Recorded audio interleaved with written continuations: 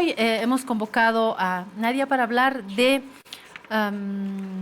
este tema que yo anunciaba en la introducción, el matrimonio infantil.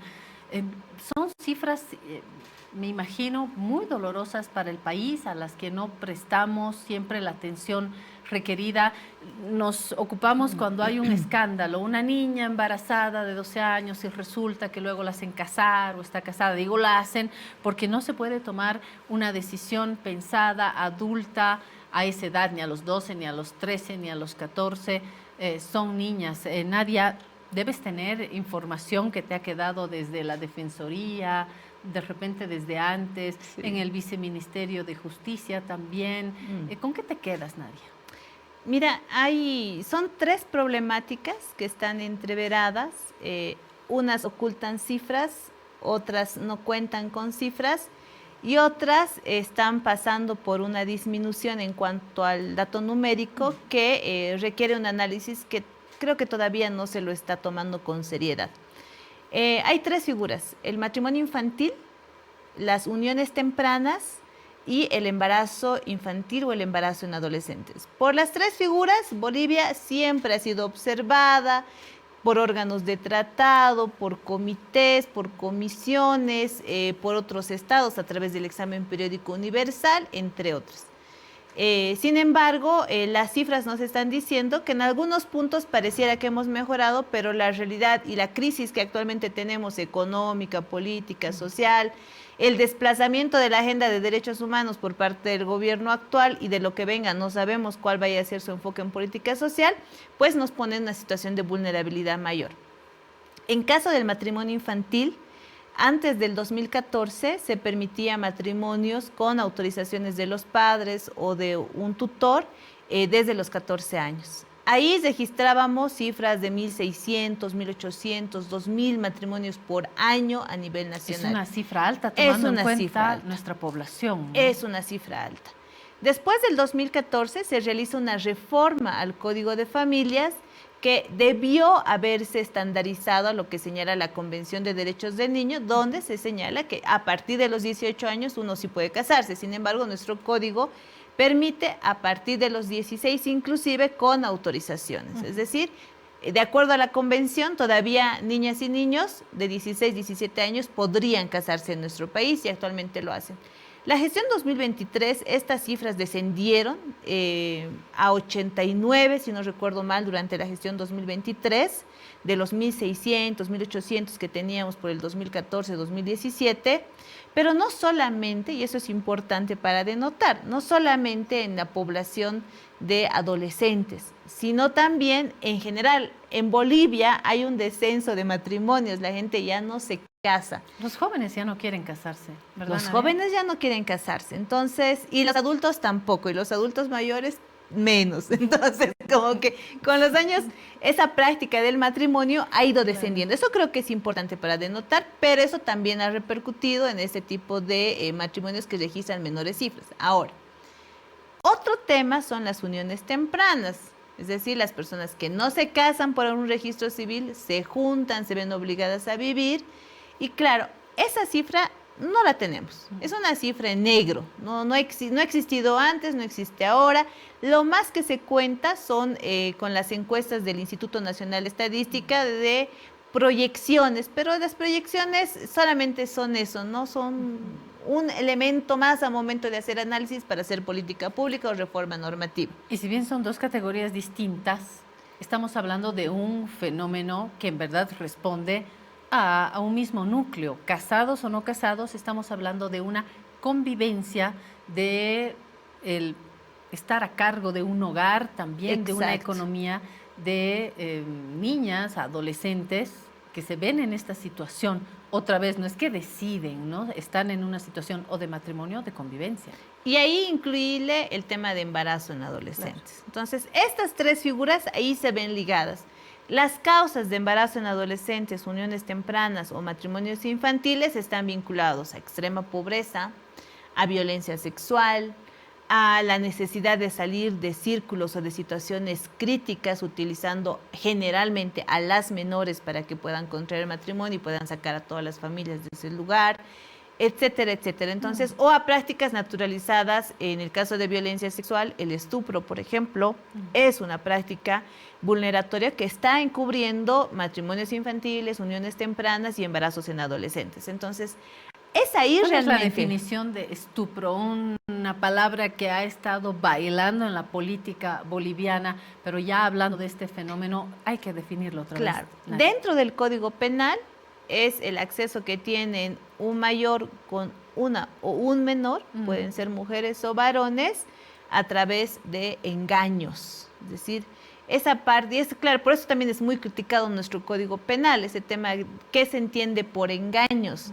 Tú podrías indicar que una menor de edad, solamente por el hecho de ser menor de edad, automáticamente está bajo una situación de engaño, de una promesa que no se va a cumplir, etcétera, etcétera. De acuerdo al estándar internacional de los derechos humanos, ese consentimiento está medianamente viciado, está viciado. Pero de acuerdo a nuestro Código Penal, si demuestran que ese consentimiento no está viciado, entonces no hay delito. O sea, eso es básicamente. Y eso es lo que es cubierto, y eso también ha sido observado por la sentencia en el caso Brisa Lozada en contra de Bolivia, por el Comité de la CEDAW, por el Comité de Derechos del Niño, entre otros órganos de tratado, al decir que toda nuestra tipología de delitos contra la violencia sexual ponen en una situación de vulnerabilidad mayor a las víctimas, porque las víctimas tienen que demostrar que han sido engañadas, que han sido sometidas, que han sido golpeadas, que no querían, que nunca dieron, es decir, todo una serie de requisitos para demostrar que han sido vejadas, han sido vulneradas. Entonces, en este caso, volviendo al tema de matrimonio infantil, uniones tempranas o embarazo en adolescentes, el tema de violencia sexual o la naturalización de este tipo de violencias también desencadenan en ese tipo de fenómenos. Nadia, que no se te enfríe el café, hemos hecho la tarea. Mi colega Daniel Gutiérrez también presenta una fotografía de esto, a ver, para que lo evalúen Nadia y ustedes también. El matrimonio infantil en Bolivia es un tema complejo, con raíces en la desigualdad de género y en la creencia de que las niñas y las mujeres son inferiores a los niños y los hombres. Se agrava por la pobreza, la falta de educación, las normas sociales nocivas, el patriarcado, la cultura y la inseguridad. Según la Defensoría del Pueblo, entre 2014 y septiembre de 2023, se registraron 4.804 matrimonios de adolescentes mujeres de 16 y 17 años. El análisis de datos del Servicio de Registro Cívico Ceresi muestra que después de la promulgación de la Ley 603 de 2014, se realizaron 487 matrimonios de niñas de 12 y adolescentes de 13, 14 y 15 años. En el mismo periodo, el Ministerio de Salud y Deportes registró 458.246 embarazos en niñas y adolescentes mujeres desde 2015 hasta septiembre de 2023. A pesar de las restricciones, 2 leyes vigentes avalan que niñas y adolescentes de hasta 17 años se casen con varones mayores de edad. La Ley 996, Código de Familia de 1988, establece que una mujer menor de 14 años no puede contraer matrimonio, salvo que un juez conceda dispensa por causas graves y justificadas. Por su parte, la Ley 603, Código de las Familias y del Proceso Familiar, señala que de manera excepcional se podrá constituir matrimonio a partir de los 16 años, siempre que se cuente con autorización escrita de quienes ejercen la autoridad parental. Estas cifras reflejan una problemática que afecta a niñas y adolescentes en el país, con implicaciones legales y sociales complejas que aún requieren atención.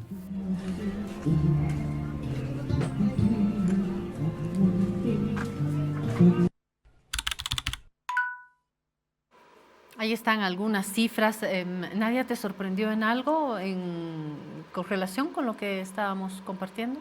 No, va en la misma sintonía. En el caso del dato que da la Defensoría, comete un error al hacer un comparativo del 2014 hasta el 2023, porque hay un momento de quiebre después de la promulgación de la 603, donde hay un descenso.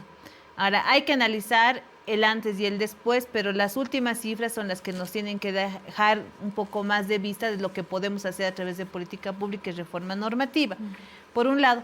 Lo otro, en el caso de embarazo en adolescentes, sí está bien hacer la sumatoria, pero hay que considerar, el 2015 registrábamos más de 82.000 casos por año y el año 2023 hemos cerrado con 32.660 casos aproximadamente. Entonces, ha habido un descenso.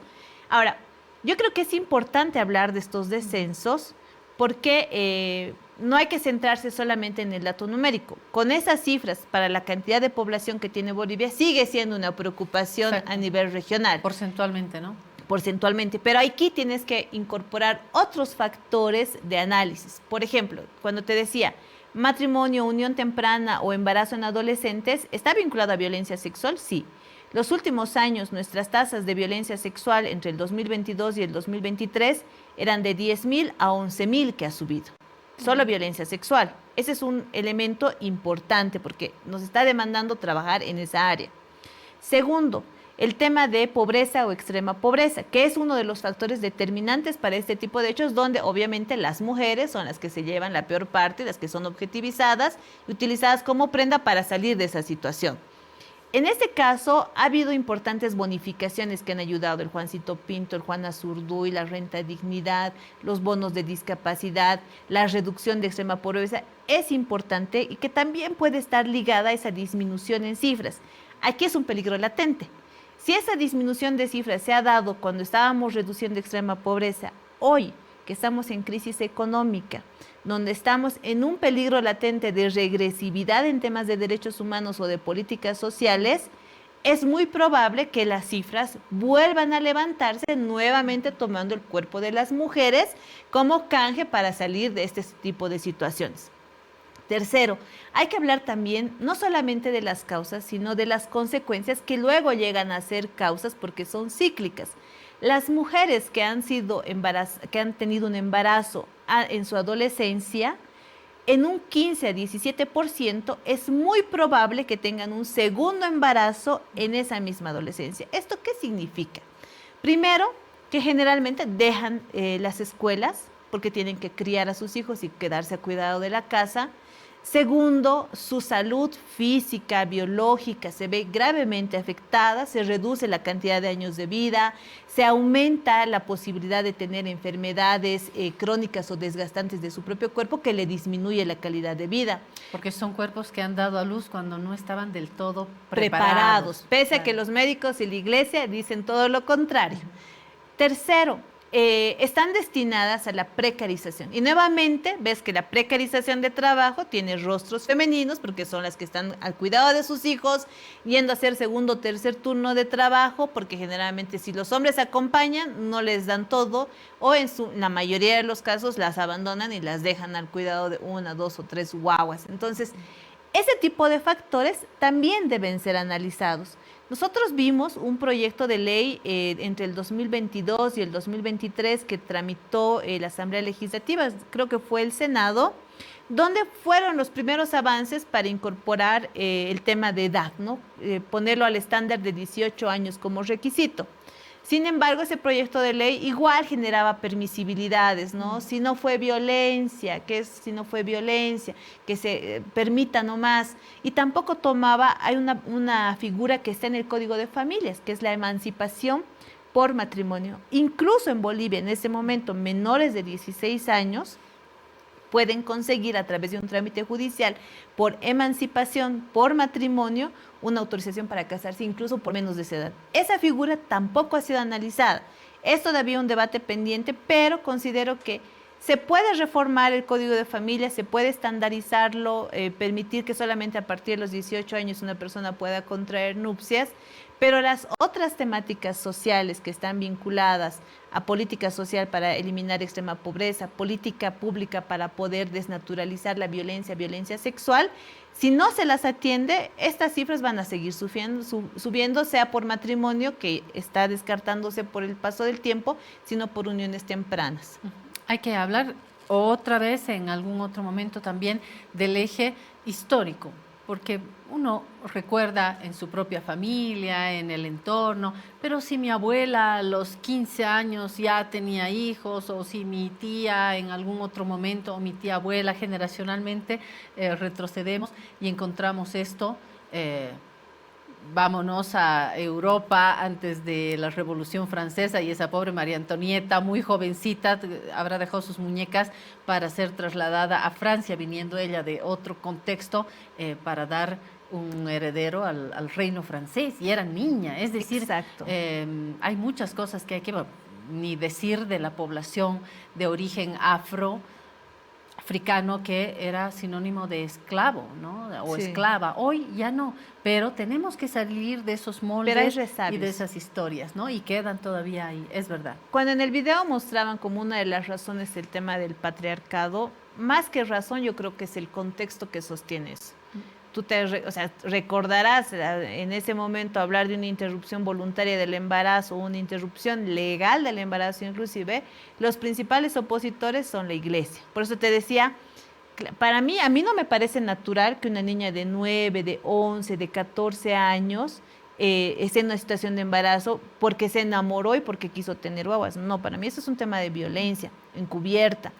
Y en casos que incluso las víctimas denuncian esos hechos, los primeros opositores son la iglesia, son algunos círculos muy conservadores de la propia sociedad donde dicen debería ser, como lo que tú decías, ¿no? Porque mi abuela se casó a los 14 años y a los 18 ya tenía 6 hijos, porque antes la familia se sostenía en la mayor cantidad de hijos, en la consolidación, donde la mujer se quedaba en la casa, al cuidado, sin cumplir sus metas profesionales, ni otro tipo de situaciones, porque claro, todo se estaba cargado en las espaldas y en los hombros de las mujeres.